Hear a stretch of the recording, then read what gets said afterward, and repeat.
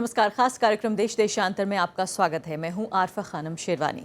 खबर है कि पठानकोट एयरफोर्स बेस पर हमले पर कदम उठाते हुए पाकिस्तान ने जैश ए मोहम्मद के मुखिया मसूद अजहर को गिरफ्तार कर लिया है और उसके 2 अन्य साथियों को भी पकड़ लिया है। साथ ही इस संगठन के कई दफ्तरों को भी सील कर दिया गया है। पाकिस्तान आगे जांच के लिए अपनी एक टीम को भारत भी भेजना चाहता है, पठानकोट भेजना चाहता है। सवाल ये पैदा हो रहा है, भारत में कई सवाल लोग पूछ रहे हैं कि क्या पाकिस्तान के इस कदम को अपनी ज़मीन से यानी उसकी ज़मीन से आ रहे जो भारत विरोधी गतिविधियां हैं, जो आतंकवादी गतिविधियां हैं, उनको रोकने की दिशा में क्या हम एक कदम मान सकते हैं? क्या पाकिस्तान में भारत को लेकर और आतंकवाद को लेकर एक नई सोच पैदा हो रही है? क्या वो शांतिपूर्ण तरीके से भारत के साथ एक पड़ोसी के तौर पर अब रहना चाहता है, या फिर इस पूरी जो कार्रवाई है इसको सिर्फ एक खाना पूरी की तरह देख लिया जाए? अंग्रेजी में कहते हैं इसको सिर्फ एक आई वॉश की तरह देखा जाए। दोनों अलग अलग सोच जो हैं, आशंकाएं जो हैं, वो भारत में देखी जा रही हैं। इसी से जुड़े हुए सवाल हम पूछेंगे कि आखिर इस कदम को किस तरह से देखा जाए, और जो फॉरेन सेक्रेटरी लेवल की जो बातचीत होनी थी दोनों देशों के बीच, आखिर उसके टलने की क्या वजह है।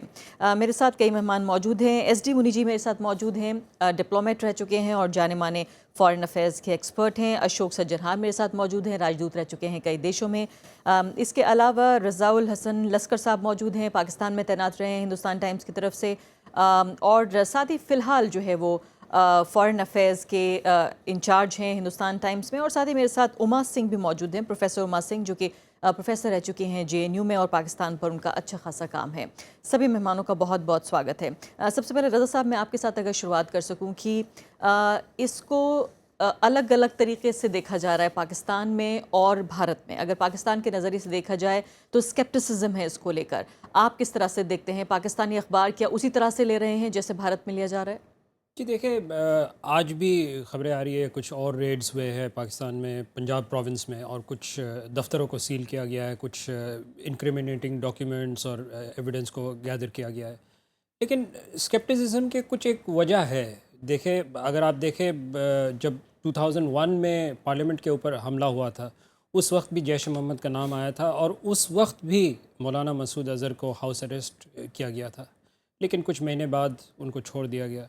और 2008 में जब मुंबई का वाक़या हुआ था, उसके बाद भी हमने यही देखा था कि बहुत ज़ोर शोर से ये अनाउंस किया गया था कि JUD के ऑफिसेज सील किए जा रहे हैं पंजाब में, खैबर पख्तूनख्वा प्रोविंस में, पाकिस्तान ऑक्यूपाइड कश्मीर में भी जो जमात उद दावा के ऑफिसेज थे वो सील हुए थे। लेकिन क्या हुआ, उसके बाद 6 महीने बाद हाफिज़ सईद को हाउस अरेस्ट से छोड़ दिया गया और JUD एक और नया नाम लेके, फलाह इंसानियत फाउंडेशन नाम लेके, फिर से वो मतलब अपने सारे एक्टिविटी शुरू किया। रिक्रूटमेंट्स होते रहे, फंड रेजिंग होता रहा। तो इस वजह से थोड़ा बहुत एक तो स्केप्टिसिज्म जैसे जो आप कह रहे हैं, दरअसल वही जो मैंने आज देखा ट्विटर पे, जो पाकिस्तानी जर्नलिस्ट हैं जाने माने, अलग अलग जो उनके यहाँ महत्वपूर्ण इंपॉर्टेंट अगर माने जा सकते हैं न्यूज़ स्टेशंस, उनके पत्रकार भी बिल्कुल इसी स्केप्टिसिज्म के साथ ही बात कर रहे थे कि हमने ये देख लिया है सब कुछ, अब फिर से देख रहे हैं, कोई ख़ास बात नहीं है। कब आपको ऐसा लगता है कि ये माना जाएगा कि वाकई सख्त कदम पाकिस्तान ने उठाया? क्या इसको आप एक शुरुआत भी नहीं मानते? ये शुरुआत है, लेकिन अगर वो सख्ती से काम करना चाहते हैं तो एक बड़ा सिंपल स्टेप वो ले सकते हैं। अब हाल ही में कुछ जो टेररिज्म केसेस हुए थे, जैसे कि पेशावर के स्कूल अटैक के बाद उन्होंने क्या किया था, जो टेररिस्ट थे उनको मिलिट्री कोर्ट में ट्रायल किया था, सिविलियन कोर्ट में नहीं। अगर वो सच में दिखाना चाहते हैं कि वो यकीनी मतलब एक कुछ कदम लेना चाहते हैं, शायद वो अगर ये केसेस या मुंबई अटैक्स के केस को भी अगर मिलिट्री कोर्ट में दे देते हैं, तो मैं सोचता हूँ वो एक बड़ा ठोस कदम होगा। वो इंडिया के लिए भी मतलब मुझे लगता है कि वो इंडिया भी उससे शायद कन्विंस हो, जी क्योंकि सिविलियन कोर्ट्स में बहुत ही कम कन्विक्शंस हुए हैं। बिल्कुल। बल्कि कई बार तो ये भी देखा गया कि जजेस भी जो हैं बदलने पड़े, इतना ज़्यादा वहाँ टेरर, इतना मुंबई आतंक में है प्रोसिक्यूटर आतंकवादियों को को। मार दिया गया। जी, आतंकियों को लेकर। प्रोफेसर मुनी, ये बताइए कि जो भारत में सरकार है, जो भारतीय सरकार है, उसमें इसको लेकर काफ़ी उम्मीद जगी है। मीडिया में तो आशंकाएं हैं, काफ़ी स्केप्टिसिज्म है, फूक फूक कर हेडलाइंस लिखी जा रही हैं, न्यूज़ रिपोर्ट भी इस तरह लिखी जा रही है कि कहीं बहुत आशा तो नज़र नहीं आती है, लेकिन हमारी सरकार जो है वो काफ़ी आशावान नज़र आ रही है। ऐसा क्यों आपको लगता है इस कदम से, जो कि माना जा रहा है कि पहले भी उठाया जा चुका है लेकिन नतीजा नहीं निकला है? देखिए, सरकार की नीति में बदलाव है।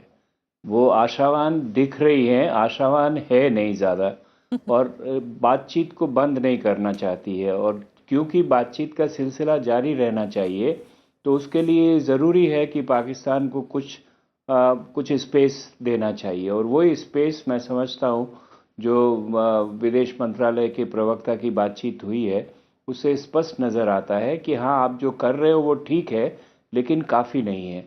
और वो काफ़ी कब होगा, जब वाकई इन लोगों को सज़ा मिलेगी। लेकिन दूसरी सबसे बड़ी बात यह है कि वो काफ़ी होने के लिए पाकिस्तान चाहता है कि अपनी जो नई टीम नवाज शरीफ साहब ने बनाई है, JIT की जॉइंट इन्वेस्टिगेशन टीम, उसको वो पठानकोट भी भेजना चाहते हैं। देखिए, ऐसी जब प्रक्रिया शुरू होगी तो उसमें एक दो बातें उभर कर सामने आएंगी। पाकिस्तान ये कहेगा कि देखिए, कमी आपके अपने रक्षा प्रबंधों में है, क्योंकि लोगों ने उनको आने दिया, किस तरह से वो ब्रीच करके सिक्योरिटी अंदर आ गए, तो उनको भी पता लगेगा कि हिंदुस्तान की कमजोरियां क्या है। और हमको ये बताने की कोशिश भी वो करेंगे कि किस तरह से वो उनके आगे कदम बढ़ा रहे हैं। ये कोई बहुत बड़ा परिवर्तन पाकिस्तान की नीति में अभी नहीं आया है। अगर आया भी है तो उसकी कोई साक्षी नहीं है, उसकी कोई गवाही नहीं है, जिसको देखना पड़ेगा। इसलिए भारत ये कोशिश कर रहा है कि बातचीत हम तोड़ेंगे नहीं, लेकिन आप हमें आश्वस्त कीजिए कि जो कुछ आप करना चाहते हैं वो हमारे डिमांड के मुताबिक है, हमारी मांग के मुताबिक है। जी हाँ।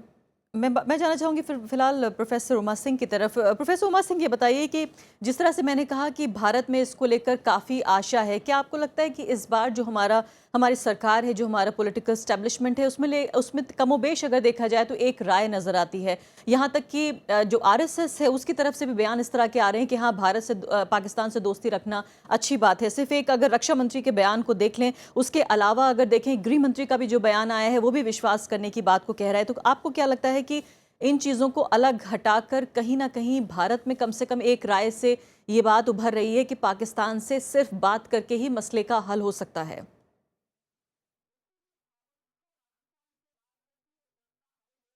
देखिए जी, भारत का पाकिस्तान से बात करके मसला हल हो सकता है, पर जो हमारी सरकार की नीति है वो मैं समझती हूँ कि बहुत ही एम्बिगुअस है, और जो उनके पास्ट में जो उनकी पाकिस्तान पॉलिसी रही है उससे ज़रा भी वो बिल्कुल मुखालिफ है उससे। क्योंकि एक तरफ हमारे डिफेंस मिनिस्टर कहते हैं कि पेन का बदला पेन से देना चाहिए, तो कहाँ हम पेन का बदला पेन से दे रहे हैं। हमारे होम मिनिस्टर कहते हैं कि अभी पाकिस्तान पे शक करना ठीक नहीं है। एंड मेरे ख्याल में तो बहुत ही इनकंसिस्टेंट पॉलिसी है, और इसीलिए पाकिस्तान में आप देखिए कि पाकिस्तानी मीडिया और पाकिस्तानी इलेक्ट्रॉनिक और प्रिंट मीडिया दोनों में ये कहा जा रहा है कि पाकिस्तान में एक पैराडाइम शिफ्ट आ गया है इंडिया पॉलिसी की तरफ, जो कि बिल्कुल गलत है। मैं समझती हूँ अभी भी पाकिस्तान की पॉलिसी सेम है, टेररिज्म को एक इंस्ट्रूमेंट ऑफ स्टेट पॉलिसी के लिए इस्तेमाल करना, और उसमें कोई भी चेंज नहीं है। खाली ये है कि एक projection of Pakistan India policy is different, क्योंकि पाकिस्तान दुनिया को दिखाना चाहता है कि हम हिंदुस्तान के साथ अपने संबंध सुधारने के लिए बहुत कीन है, और हमारे जो एक शोमैनशिप मोदी साहब ने दिखाई थी लाहौर में जाके, हम उसी की परसुएंस में हम अपनी इंडिया पॉलिसी परस्यू कर रहे हैं, भारत के साथ अच्छे रिश्ते चाहते हैं। ठीक है, मैं इस इंडिया के रवैये से बिल्कुल भी इम्प्रेस नहीं हूँ। नहीं है आप, ठीक है। जिसको आप शोमैनशिप कह रही हैं, कुछ लोग उसको स्टेट्समैनशिप कह रहे हैं। अब ये तो यहाँ डिप्लोमेट जो बैठे हुए हैं ये बताएंगे कि इन दोनों में कितना अंतर है और आप किस तरह से देखते हैं। और ये भी हमें याद रखना चाहिए प्रोफेसर एम्बेसडर सज्जन हार की, किस तरह से गृह मंत्री राजनाथ सिंह ने पहले ये कहा था कि मुंह तोड़ जवाब दिया जाएगा, बिफिटिंग रिप्लाई दिया जाएगा अगर पाकिस्तान की तरफ से कुछ होता है। और अब उनका ये कहना है कि we must not distrust Pakistan, हमें अविश्वास पाकिस्तान के ऊपर नहीं करना चाहिए। क्या कोई मजबूरी है? क्या वाकई भारत, या फिर ये ग्रेसफुल एक तरह से जेस्चर है कि हाँ हम बात करना चाहते हैं, हम बात करेंगे, हालांकि प्रोफेसर साहिबा कह रही हैं कि वो बहुत ज़्यादा प्रभावित नहीं है? जी देखिए, इसको दो तरीके से जो मौका था, जो पहले का जो मौका था जब cross border cease fire violation हो रही थी, क्रॉस बॉर्डर इंकर्जन्स हो रहे थे, इंटरनेशनल बॉर्डर पर भी अब ये पंजाब में आए वगैरह, और उधर जो लाइन ऑफ कंट्रोल के उधर आ रहे थे, तो जब वो मौका था जो आपके यहाँ से दोनों तरफ से फायरिंग हो रही थी, तो तब कहने का उसका मतलब है जो हम मुंह तोड़ जवाब देंगे। और मैं तो ये कहना चाहूँगा, जो जब से ये सरकार आई है, पिछले 19 महीने जितने भी हो गए हैं, तो जब भी सीज फायर वायलेशन हुई है तो उसका जो रिस्पॉन्स रहा है, जैसे कि पहले कहा गया है, काफ़ी रोबस्ट रहा है, काफ़ी मस्कुलर रिस्पॉन्स रहा है। और मेरे विचार से, क्योंकि ये इस सरकार का भी था, पहले इतना कुछ कहा नहीं हो, परंतु इस सरकार का यकीनन ये कहना था, मानना था, जो अगर हमारे पर वहां से वार होगा तो हम यहां से भी ऐसी कार्रवाई करेंगे जिससे कि वहां पर भी उनको इसका दर्द महसूस हो, चाहे उसकी सेना को हो, चाहे उसकी खुफिया एजेंसी हो। ये रक्षा मंत्री का बयान था। हाँ, रक्षा और ये मंत्री जो का माना जा रहा है कि लीक से हटके था कि बाकी सरकार के जो अंग हैं, जो मंत्री हैं, वो एक दिशा में नजर आ रहे हैं और सिर्फ रक्षा मंत्री का कहना अलग है इससे। नहीं, मैं इससे वाकिफ नहीं हूं। मानते मैं आप? नहीं, बिल्कुल नहीं, मैं इससे इत्तेफाक नहीं रखता हूं, क्योंकि मैं ये कहता हूं जो अभी जो मौका है वो ये है जो हमें बातचीत करनी चाहिए, क्योंकि हमने पिछले 15, 20, 25 साल में ये देख लिया है जो बातचीत को बंद करके हम किसी आगे हम पहुंच नहीं पाए हैं। बातचीत बंद हुई है, फिर उसके बाद 2 साल बाद, 4 साल बाद, चाहे आप देखिए 2001 के बाद, 2008 के बाद, फिर उसके बाद डायलॉग शुरू हो गया है। तो मतलब बातचीत बंद करने से हमें कोई फायदा नहीं हुआ है। बातचीत को आप चलते रहने दीजिए और बातचीत को आप इस्तेमाल ऐसे करिए जिससे कि पाकिस्तान के ऊपर दबाव बना रहे, कैसे? हमारी तरफ से दबाव बना रहे, जो हम उनको एविडेंस देते हैं, जो देखिए ऐसे ऐसे उन्होंने किया है, और इंटरनेशनल कम्युनिटी का भी जो है। यानी आप ये कह रहे हैं कि जो रेड लाइंस लगाने का जो एक नया दस्तूर शुरू हुआ था भारत में कि भाई अगर आपने हुर्रियत के लोगों को बुला लिया इफ्तार के लिए तो हम बात नहीं करेंगे, अगर ये हो गया तो हम बात नहीं करेंगे। खुद विदेश मंत्री ने ये कहा कि जब तक पाकिस्तान आतंकवाद खत्म नहीं करता हम बिल्कुल बात नहीं करेंगे। उसके बाद से कई लोगों ने ये भी कहा, जानकारों ने, कि कहीं ना कहीं क्लाइम डाउन हुआ, अगर डिप्लोमेटिक भाषा में उसे कहेंगे, नीचे उतर के सरकार ने बात की। और अब वो ऐसा लगता है कि रेड लाइंस, पठानकोट भी अब रेड लाइन नहीं है। पहले रेड लाइन हुर्रियत को बुला लेना था और अब पठानकोट भी नहीं है। नहीं, पठानकोट पर देखिए अब उन्होंने, हम चाहते हैं जो वो एक्शन ले उसके ऊपर, और वो एक्शन ले रहे हैं। तो हम उनको, जैसे उन्होंने कहा है, आज विकास स्वरूप ने भी कहा, जो हम उनको थोड़ा सा और समय देना चाहते हैं। तो इसमें जो पहले कहा गया है, ट्रस्ट बट वेरीफाई, आप उनसे बात करिए but don't have any grand illusion, जो भाई वो सभी जो आपके कहने आप जो चाहते हैं वो कर देंगे। 2 चीज मैं इसमें कहना चाहूंगा। एक तो हमको तब सांत्वना मिलेगी, हमको तब सेटिस्फैक्शन मिलेगा अगर जो उन्होंने कार्रवाई शुरू की है इसको ये आगे ले जाते हैं, इसको ये तोड़ तक ले जाती हैं। नंबर 2, जो यहाँ पर अब जैसे इससे पहले पठानकोट से पहले उधमपुर हुआ और जो कठुआ हुआ, सांबा हुआ, वहां पर इतने टेररिस्ट अटैक हुए हैं। अगर इनमें कुछ कमी आती है, इसमें अगर हम देखते हैं जो पाकिस्तान, चाहे आर्मी हो या इंटेलिजेंस हो, थोड़ा सा उनका सपोर्ट में कमी आती है, तो तब हम ये देख सकते हैं जो उनकी सरकार की जो नीति है, जो भारत के साथ वो अच्छे संबंध कायम करना चाहते हैं, वो कहां तक दूर जाती है। क्योंकि ये हमें दोनों चीजें देखनी पड़ेंगी। तो आप बातचीत उसको चालू रखिए और दबाव भी आप बनाए रखिए। दादा साहब, ये बताइए कि क्या आपने पाकिस्तान को बहुत करीब से देखा है, उनके यहाँ सरकार को भी देखा, आर्मी को भी देखा, ISI किस तरह फंक्शन करती है ये भी हमें मालूम है। इस बार क्या आपको वाकई ऐसा लग रहा है कि ये इंट्यूशन है या उनके काम करने के तरीके आपने देखे हैं, आपको लग रहा है कि इस बार कुछ रिस्पॉन्स अलग है जिसको लेके भारत का जवाब भी अलग हो रहा है? इस बार वाकई जो है मामला गंभीर नजर आता है कि सीरियसनेस, एक संजीदगी है पाकिस्तान में। मैं सिर्फ एक ही बात कहूँगा, एक बहुत ही बड़ा डिफरेंस मैंने देखा है। जब मुंबई का वाक़या हुआ उसके बाद कई हफ्तों तक पाकिस्तान का गवर्नमेंट का एक ही मतलब स्टैंड था कि हमने इस अटैक नहीं किया ये है। बुनियादी फर्क हुआ है इस बार। जब आखिर जब कोई पाकिस्तानी जर्नलिस्ट जाके अजमल कसाब का गांव ढूंढ निकाले, घर ढूंढ निकाले, उनके फैमिली को ढूंढ निकाले, उसके बाद उन्होंने थोड़ा थोड़ा एक्नॉलेज करना शुरू किया। फिर आखिर में जाके रहमान मलिक जो इंटीरियर मिनिस्टर थे उस वक्त, उन्होंने कहा कि ये कॉन्स्पिरेसी पाकिस्तान में हैच हुआ था, लेकिन वो कई महीने बाद बोले उन्होंने। लेकिन इस बार डिनायल नहीं था। फर्स्ट स्टेटमेंट जो आया PMO से, पाकिस्तानी PMO से, उसमें कहा गया कि आपने जो लीड्स दिया है हमें, हम उस पर काम कर रहे हैं। और फिर कहा गया कि अपनी ज़मीन का इस्तेमाल हम आतंकवाद के लिए नहीं होने देंगे, ये भी कहा गया। तो ये एक मैं देखता हूँ बुनियादी फर्क लग रहा है बहुत ही एक अहम फ़र्क है। लेकिन जैसे एम्बेसडर साहब ने कहा, ट्रस्ट बट वेरीफाई। ये वेरीफाई बहुत इम्पोर्टेंट है। कैसे होगा ये वेरिफिकेशन? ये वेरिफिकेशन देखिए, अगर सचमुच वो कहते हैं कि हमने पकड़ा है मसूद अजहर को, तो एक वो कुछ बयान दे, पुख्ता बयान दे कि यस हमने पकड़ा है, वो हिफाजती कस्टडी में है।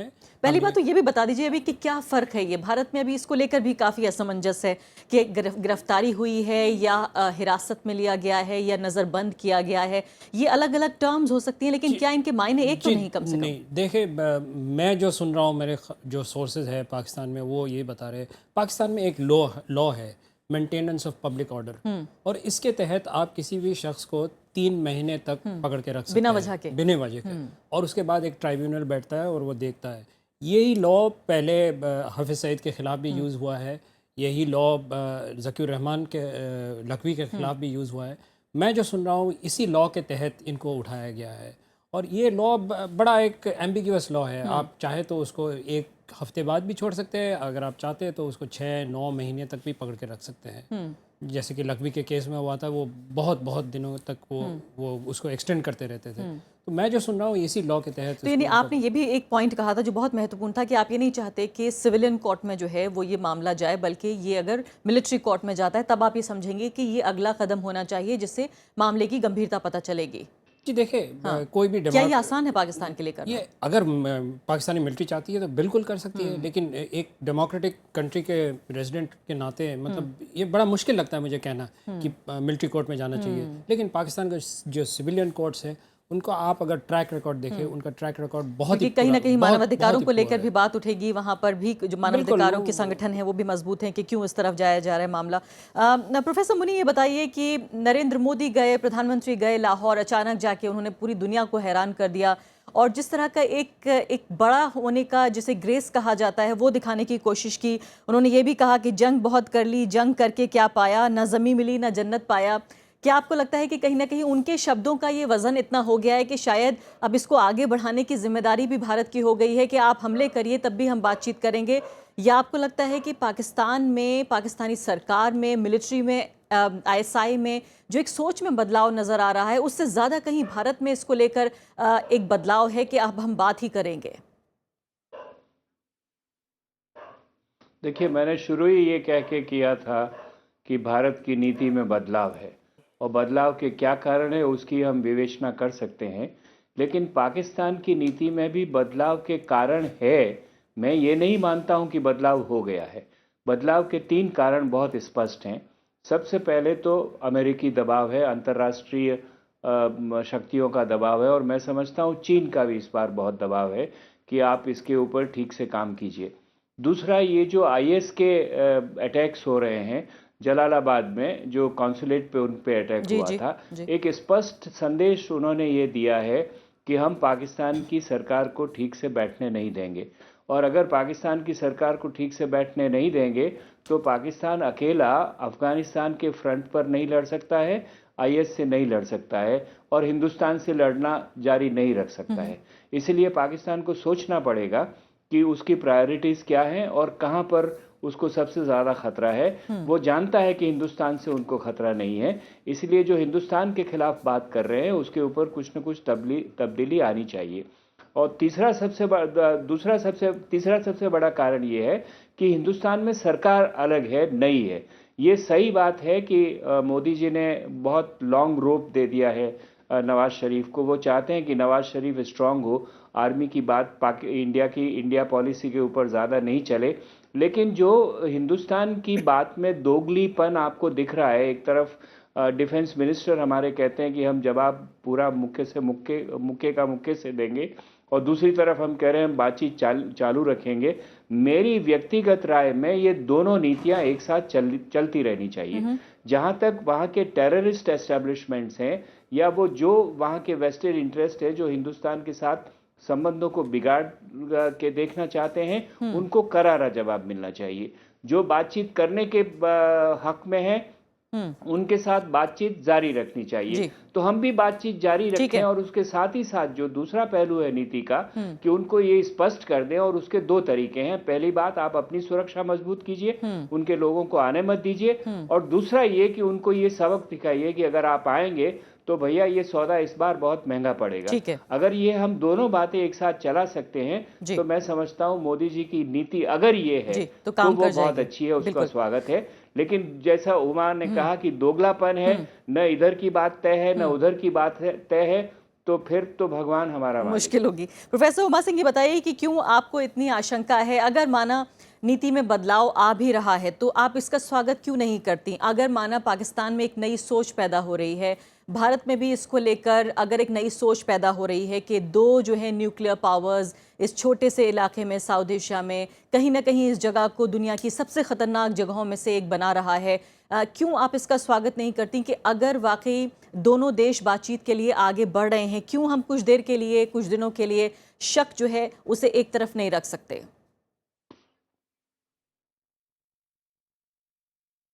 नहीं, देखिए ये तो मैं आपको आश्वासन देना चाहूँगी और भारत और पाकिस्तान के आवाम को भी आश्वासन देना चाहूँगी कि मैं चाहती हूँ कि हिंदुस्तान और पाकिस्तान में आपस में अच्छे संबंध हों, आपस में बातचीत हो, पीपल टू पीपल कांटेक्ट हो, कल्चरल डिप्लोमेसी हो, पर हम किसी एक उसमें ख्वाब तो नहीं देख सकते कि ओवरनाइट भारत और पाकिस्तान के रिश्तों में जब भारत पे अटैक हुआ है, पठानकोट में अटैक हुआ है, वो कैप्टन की गाड़ी में एक आईएसआई के हाथों का लिखा हुआ एक पुर्जा मिला है, तो अचानक कोई हम ख्वाब देखना थोड़ी शुरू कर देंगे कि नवाज शरीफ माना कि नवाज शरीफ हमेशा हिंदुस्तान से अच्छे संबंध चाहते थे। 1996 से लेके उन्होंने कश्मीर का मुद्दा कभी अपने इलेक्शन मैनिफेस्टो में नहीं उठाया, ये मैं मानती हूँ, पर नवाज शरीफ भी पाकिस्तान के जो सिस्टमिक क्राइसिस हैं उसके विक्टिम हैं। वहाँ पे जो आईएसआई मिलिट्री इंटेलिजेंस की जो भारत की तरफ नीति है, नवाज शरीफ कितना भी चाहें तो उसके खिलाफ नहीं जा सकते। ये आज की बात नहीं है, ये पाकिस्तान की एंटायर हिस्ट्री में ये है कि जहाँ तक हिंदुस्तान, अफ़गानिस्तान और पाकिस्तान का न्यूक्लियर प्रोग्राम है, उसमें पाकिस्तान के सिविलियन गवर्नमेंट का हाथ इंडिपेंडेंस नहीं है। वहाँ सारा कंट्रोल आर्मी के पास, आईएसआई के पास, मिलिट्री इंटेलिजेंस के पास है। और पाकिस्तान आर्मी का सबसे बड़ी आइडियोलॉजी यही है कि they want to be the defenders of Pakistan spiritual ideology and also the bastions of anti India policy. तो ओवरनाइट हम कैसे ख्वाब देख सकते हैं कि वो अपनी स्टेट पॉलिसी को बिल्कुल चेंज कर देंगे? अगर चेंज कर दिया है तो मैं इसका स्वागत करती हूँ, पर ये मुझे कन्विंस नहीं करता। लेकिन आप अभी वक्त देना चाहती हैं और वक्त लेना चाहती हैं इस पर विश्वास करने के लिए। एम्बेसडर सजना, ये बताइए कि क्या वाकई जो कह रही हैं प्रोफेसर उमा सिंह, उनकी बात पर आप भी हामी भर रहे हैं कि वाकई हमें जो है थोड़ा ठहर के देखना पड़ेगा कि अचानक जो है वो कैसा बदलाव आ गया, सब कुछ कैसे बदल गया, ये वही दुनिया है? और इसके अलावा आप इस धमकी को कितनी अहमियत देना चाहेंगे जो खुद मसूद अजहर दे रहे हैं, फिलहाल पाकिस्तान को धमकी दे रहे हैं? उन्होंने यहाँ तक कह दिया है कि भारत की तरफ से जो है लगातार आवाज़ें आ रही हैं कि इन्हें पकड़ो मारो, और क़यामत के रोज़ जो हैं वो पाकिस्तान और पाकिस्तानी प्रधानमंत्री जो हैं वो मोदी और वाजपेयी के साथ दिखना चाहते हैं, यहाँ तक बोला है उन्होंने। देखिए, मैं दो चीज़ कहना चाहूँगा। एक तो जो इन्होंने प्रोफेसर उमा सिंह ने कहा जो ओवरनाइट चेंज आए, मेरे ख्याल से ओवरनाइट चेंज तो कोई एक्सपेक्ट करता भी नहीं है, और अभी भी अगर कुछ चेंज होता है तो हमें ये बिल्कुल ध्यान में रखना चाहिए जो ऐसा नहीं है जो आगे कोई टेररिस्ट अटैक बंद हो जाएंगे। टेररिस्ट अटैक मेरे विचार से होते रहेंगे, बातचीत हो रही है, टेररिस्ट अटैक भी होते रहेंगे, क्योंकि हमें ये भी समझ कर चलना चाहिए जो जैसे भारत एक कोई होमोजीनियस एंटिटी नहीं है, पाकिस्तान भी कोई होमोजीनियस एंटिटी नहीं है, और वहाँ भी जो आर्मी है, चाहे आर्मी के जो सरपरस्त हो, जो उनके लीडर्स हों, उनके दिमाग में थोड़ा सा बदलाव ये आए, क्योंकि बिल्कुल ठीक कहा है जो भी हमारे और पैनलिस्ट ने कहा है, जो भारत की नीति, न्यूक्लियर पॉलिसी जो है, अफगानिस्तान की नीति है, वो सारी आर्मी डिसाइड करती है। चलिए, समय कम है, इस धमकी के बारे में बता दीजिए कि जो धमकी दे रहे हैं अभी मसूद अजहर पाकिस्तान को, जो धमकी दे रहे हैं, क्या ये गंभीरता से लेना चाहिए पाकिस्तान? नहीं, बिल्कुल गंभीरता से लेना चाहिए, क्योंकि जब प्रधानमंत्री वहां पर गए थे 25 दिसंबर को, आपने ये देखा होगा भारत में सभी ने इसका स्वागत किया, पाकिस्तान में सभी ने स्वागत किया, हाफिज सईद ने स्वागत नहीं किया, और उन्होंने कहा जो क्यों हमारे दुश्मन को ऐसी आवभगत की जा रही है, तो हम उनके विरुद्ध ऐसे वो करेंगे, टेररिस्ट अटैक वगैरह, आतंकवादी हमले करेंगे, तो ये भी जरूर करेंगे, और हमको इसके लिए तैयार रहना होगा। चलिए, समय बिल्कुल खत्म हो गया मेरे पास। रजा साहब, ये बताइए आखिरी बात कि इस बार ये भी देखा जा रहा है कि जो मीडिया का दबाव है, जो अक्सर काम आता है, हेडलाइंस अक्सर काम करती हैं भारत पाकिस्तान रिश्तों पर, वो भी काम नहीं कर रही हैं। और दूसरी खास बात ये भी बताइए मुझे कि जो अभी फॉरेन सेक्रेटरी स्तर की बातचीत होनी थी, क्या वो आपको लगता है कि सिर्फ ऑपरेशनल वजहों के तहत नहीं हो पाई है, या इसके पीछे वजह पठानकोट है?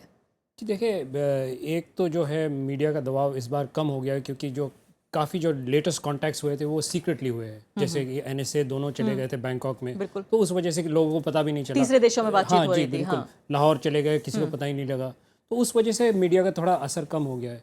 लेकिन जो ये मुझे जो लग रहा है, जो कैंसलेशन हुआ है, जो पोस्टपोनमेंट हुआ है टॉक्स के, मुझे लगता है दोनों तरफ ये चाहते हैं कि पठानकोट के ऊपर जो टेम्परेचर्स बहुत राइज हो गए थे, वो थोड़ा सा कम हो जाए, और उसके बाद अगर बातचीत हो तो थोड़ा सा तो कहीं ना टेबल कहीं थोड़ा घरेलू सा, स्तर पर भी जी, हिंदुस्तान बिल्कुल। और पाकिस्तान दोनों की जवाबदेही है, शायद उससे बचने के लिए ऐसा और किया गया। थोड़ा बहुत बहुत शायद शुक्रिया। समय पाकिस्तान को भी दे दिया गया है, जी, जो कि आपने वो कार्रवाई शुरू की है, उसे आगे बढ़ा इसको के आगे दिखाइए। आगे कितना बहुत बढ़ाते बहुत हैं। शुक्रिया सभी मेहमानों का। तो साफ तौर पर अगर दोनों देशों में शांति को एक मौका देने के लिए एक राय बन रही है तो ये बहुत अच्छी बात है, लेकिन जिस तरह से हमारे मेहमान कह रहे हैं कि अभी ज़रा थम के थोड़ा ठंडा करके हमें ये देखना होगा मामला कि आखिर पहुंचता किधर है। इसी के साथ अभी के लिए इतना ही। सभी मेहमानों का शुक्रिया। नमस्कार।